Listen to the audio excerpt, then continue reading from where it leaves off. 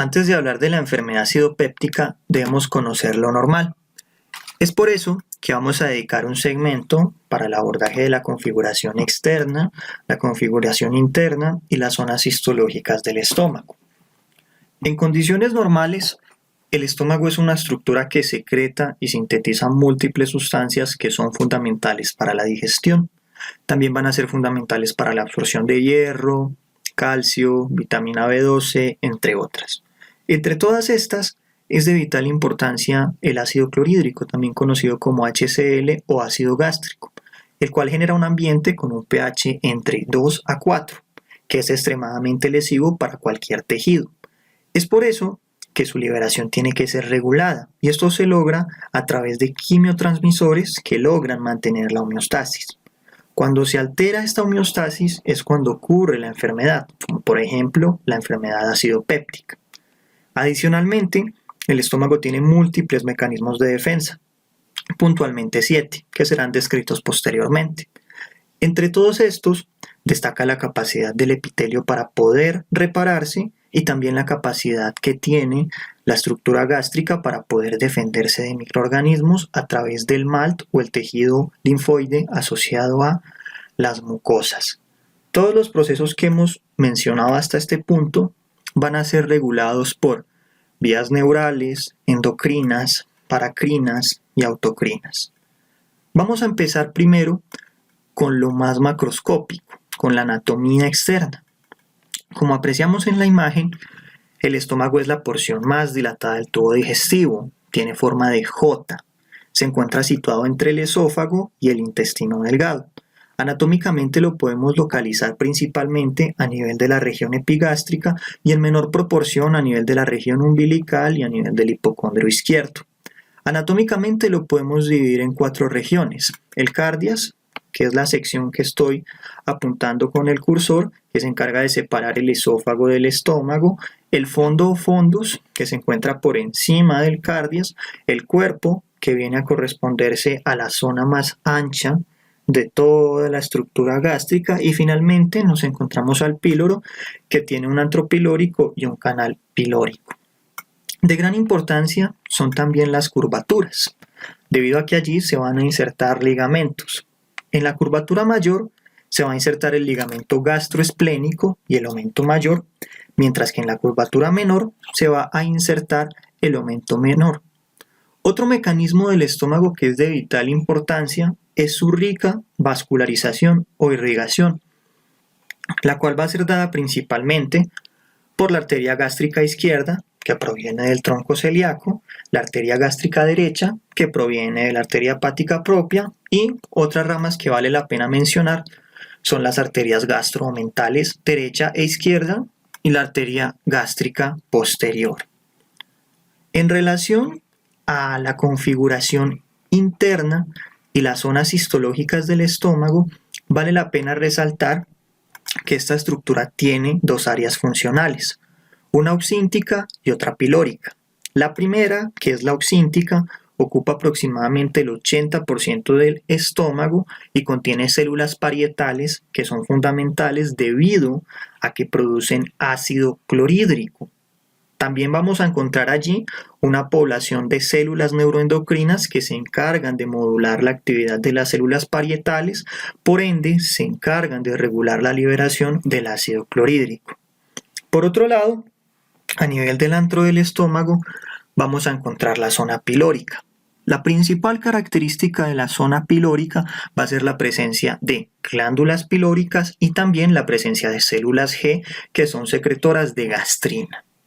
Tanto a nivel de las glándulas oxínticas como a nivel de las glándulas pilóricas vamos a encontrar otra población celular que se conoce como las células D, las cuales se encargan de secretar somatostatina y de modular la liberación de gastrina. Puntualmente inhiben la liberación de gastrina. En relación de la parte histológica de la estructura gástrica, vale la pena destacar varios aspectos. Primero, la mucosa del estómago se encuentra formada por un epitelio simple de células cilíndricas altas que van a formar unos pliegues compactos, como podemos apreciar en la imagen, que van a formar esta estructura, conocida como la fosita gástrica o la foviola, que va a tener varias partes, un istmo, un cuello y un fondo, donde van a desembocar múltiples glándulas gástricas. Y la segunda característica importante es que histológicamente nosotros podemos hablar de tres zonas con características propias. Una zona del cardias, una zona del fundus y una zona del píloro. Hasta el momento, entonces hemos podido evidenciar la gran cantidad de sustancias que son liberadas por el estómago. Algunos ejemplos a destacar son, por ejemplo, la pepsina, que se encarga de degradar proteínas, la lipasa, que se encarga, como indica su nombre, de degradar grasas. De igual forma, también vale la pena destacar la función de algunas moléculas que permiten la absorción de vitaminas y de algunas hormonas que son fundamentales para la secreción de ácido clorhídrico, como por ejemplo la gastrina. De aquí en adelante vamos a hablar, hasta que empecemos a abordar la parte fisiológica de las tres zonas histológicas que hemos enunciado, empezando con el cardias. Como vemos en la imagen, en el cardias ocurre algo muy importante, y es un cambio del epitelio estratificado plano del esófago, que estoy seleccionando con el cursor, hacia el epitelio prismático simple, característico del estómago. En todas las zonas histológicas vamos a encontrar fositas gástricas o foveolas.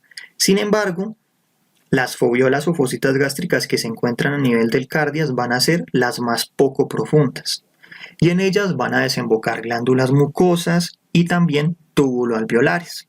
De igual forma vamos a encontrar células secretoras de gastrina. Antes de hablar de la región fúndica, quiero que miremos la imagen que destaca en el centro de la pantalla. Podemos entonces evidenciar cuáles son las células de la fosita gástrica: las células mucosas superficiales, las células mucosas del cuello, las células parietales, que como hemos dicho secretan ácido clorhídrico, las células endocrinas para la somatostatina y la histamina, las células principales para la pepsina y la lipasa, y las células G para la gastrina. Continuando, la región fúndica se compone tanto del fondo como del cuerpo. Aquí las foviolas van a ser un poquito más profundas que las foviolas del cardias, pero van a ser menos profundas que las foviolas del píloro. Y vamos a encontrar la presencia de glándulas tubulares, rectas y alargadas. Y también vamos a encontrar la presencia de un grupo celular que produce un moco sulfatado y, por otro lado, de unas células que se conocen como células madre, debido a su función. Otro aspecto muy importante es que en las tensiones clásicas histológicas las células parietales van a ser eosinófilas, mientras que las células principales, que habíamos dicho secretaban pepsina, van a ser basófilas. La liberación de pepsina va a depender de múltiples factores. Para poder estimularla, esto se logra a través de mecanismos en los cuales participa activamente la gastrina, la histamina o la acetilcolina. Y para poder inhibirla, debe participar la somatostatina, que habíamos mencionado anteriormente y que era liberada por las células D. Al final, en los últimos 5 centímetros del estómago, encontramos esta región, la región pilórica, donde vamos a encontrar las foviolas más profundas y vamos a evidenciar también la presencia de glándulas tubulosas, ramificadas y enrolladas. Finalmente, llegamos al abordaje de las fases de la secreción ácida. Entonces, recuerden que la secreción del ácido tiene 3 fases clásicas. La primera, como vemos en la pantalla, es la fase cefálica, la cual se activa a través del pensamiento, el gusto, el olfato de los alimentos y la deglución. Por ejemplo, a mí me gusta la hamburguesa, yo pienso en hamburguesa y me como una hamburguesa. En ese proceso que acabo de enunciarles como ejemplo, se está activando teóricamente la fase cefálica. Y esto va a ser posible gracias a mecanismos colinérgicos y a mecanismos vagales. Luego de que termina la fase cefálica, aparece la fase gástrica, que la fase gástrica ocurre por el efecto químico de los alimentos y la distensión del estómago. A diferencia de la cefálica, que era mediada por mecanismos vagales y colinérgicos, esta va a ser mediada por la gastrina. Y finalmente llegamos a una fase que es pequeña, en la cual sus mediadores son poco conocidos y existen múltiples hipótesis, que es la fase intestinal. Es muy interesante mencionar, a pesar de que posteriormente vamos a hablar de la parte farmacológica en la enfermedad ácido péptica, que los antagonistas del receptor H2, como por ejemplo la ranitidina, van a tener una acción de bloqueo a nivel de la fase cefálica y a nivel de la fase gástrica. La regulación de la secreción ácida es un proceso que es posible gracias a factores tanto endocrinos, en los cuales participa la gastrina, como paracrinos, donde participa la histamina y la somatostatina, como neurales, donde participa la acetilcolina, y finalmente factores autocrinos, que van a ser mediados por el factor de crecimiento alfa transformante. Quiero que miren por favor la imagen central. Acá podemos apreciar la diferencia entre una célula en reposo y una célula parietal activa o estimulada. Vale la pena destacar que estas células tienen una gran cantidad de, primero, mitocondrias y segundo, de bombas de hidrógeno, potasio, ATPasa. Ya van a entender por qué. Cuando una célula está en reposo, está llena de estas estructuras, pequeñas vesículas o tubulovesículas. Y también podemos apreciar que estas vesículas tienen las bombas de hidrógeno, potasio, ATPasa. ¿Qué ocurre? Cuando se genera una activación, tiene que haber un aumento en dos cosas. Primero, el calcio citoplasmático y segundo, la generación de AMP cíclico. Cuando se genera AMP cíclico, se genera la activación de una cascada de proteína quinasa dependiente de AMP cíclico y esto va a generar varias cosas. Va a ocurrir que las vesículas se desplacen hacia la luz en la membrana apical y logren generar una secreción de lo que están almacenando. Entonces va a ser a través de este proceso que les acabo de comentar cómo la célula parietal va a poder liberar el material que tiene albergado dentro de sus vesículas. Una vez lo libera, como podemos evidenciar, va a ocurrir un proceso de reinternalización de estas bombas de hidrógeno, potasio, ATPasa, y la célula parietal en reposo va a empezar nuevamente a almacenar vesículas. Las va a tener ahí guardadas para que nuevamente cuando aparezca un estímulo ocurran estos mecanismos dependientes de calcio y dependientes del AMP cíclico y se repita nuevamente el ciclo. Vamos a hablar ahora de algunos reguladores importantes y también de algunos compuestos fundamentales, empezando entonces con la gastrina, que es una hormona que se secreta al comer alimentos que son ricos en proteínas. Un ejemplo es la carne, es liberada por las células G que se ubican principalmente a nivel del antro. El objetivo principal de la gastrina es aumentar la secreción de ácido clorhídrico en las células parietales debido a que estimula la síntesis y la liberación de histamina por parte de una población celular de gran importancia que son las células similares a las enterocromafines.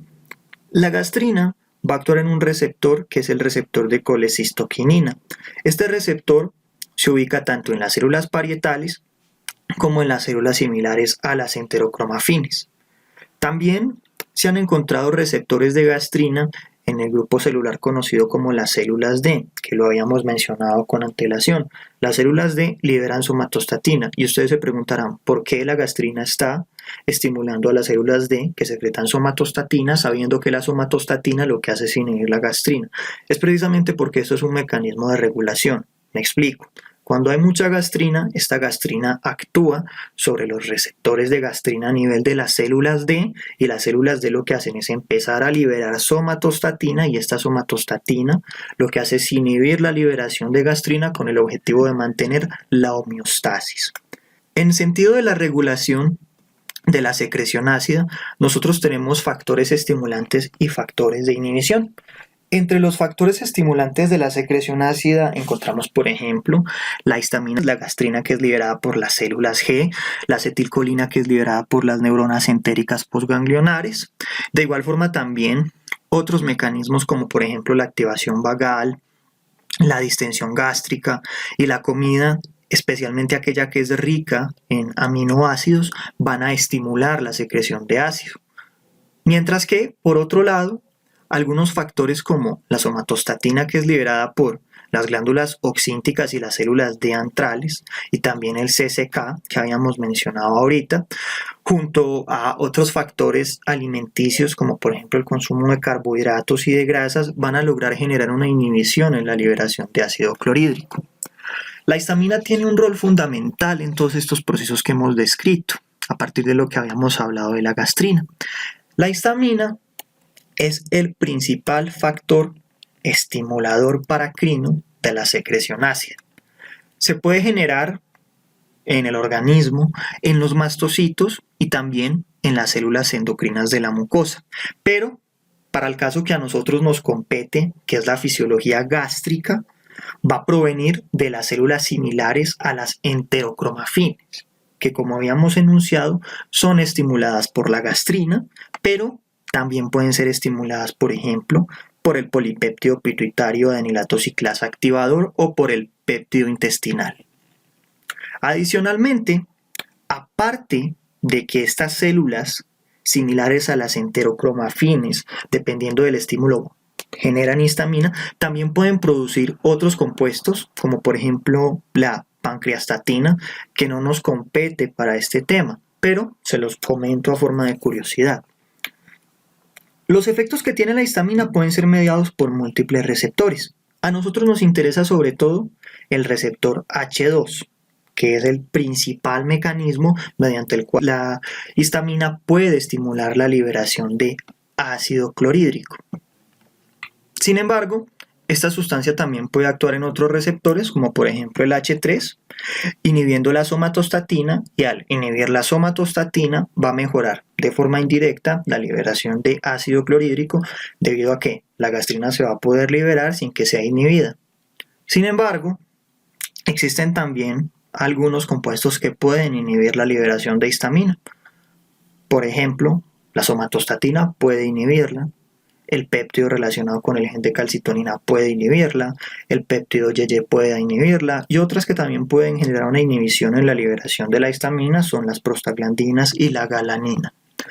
Otras consideraciones a mencionar: factores como por ejemplo la liberación de grelina, que se encuentra presente en la mucosa oxíntica del estómago, puede estimular la liberación de ácido.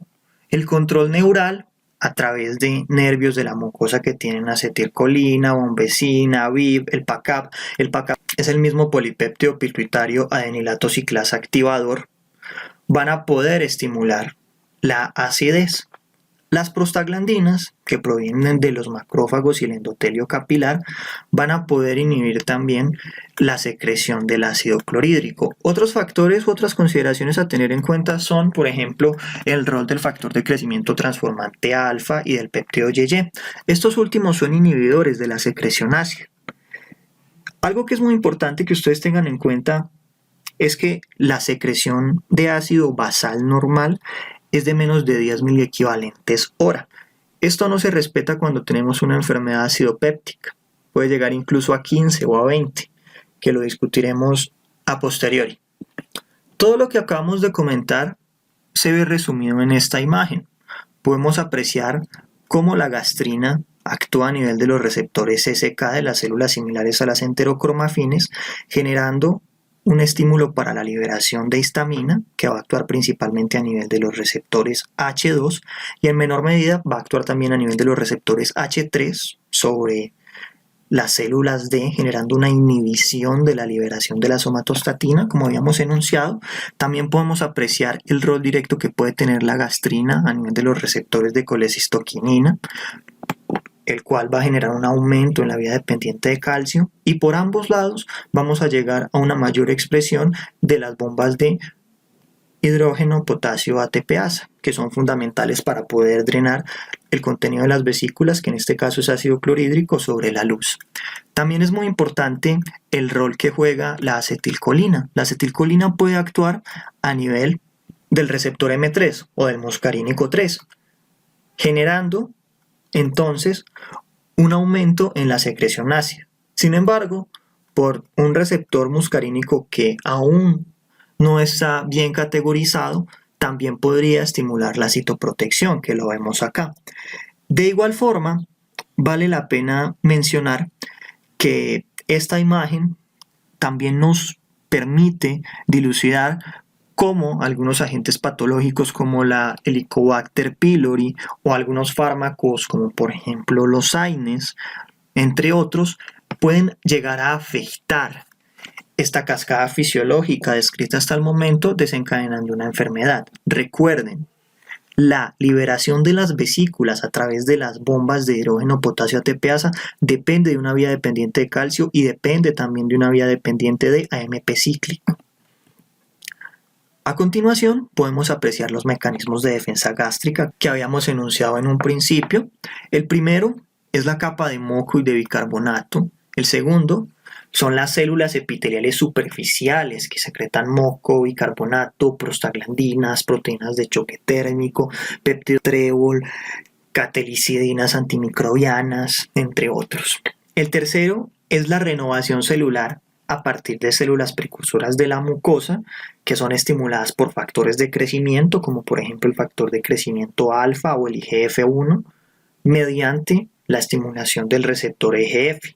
El cuarto es la marea alcalina. La marea alcalina se refiere al incremento pasajero del pH plasmático y también del pH urinario como consecuencia de la llegada de grandes cantidades de bicarbonato a la sangre y la pérdida concomitante de iones de cloruro debido a la liberación de hidrogeniones hacia la luz gástrica.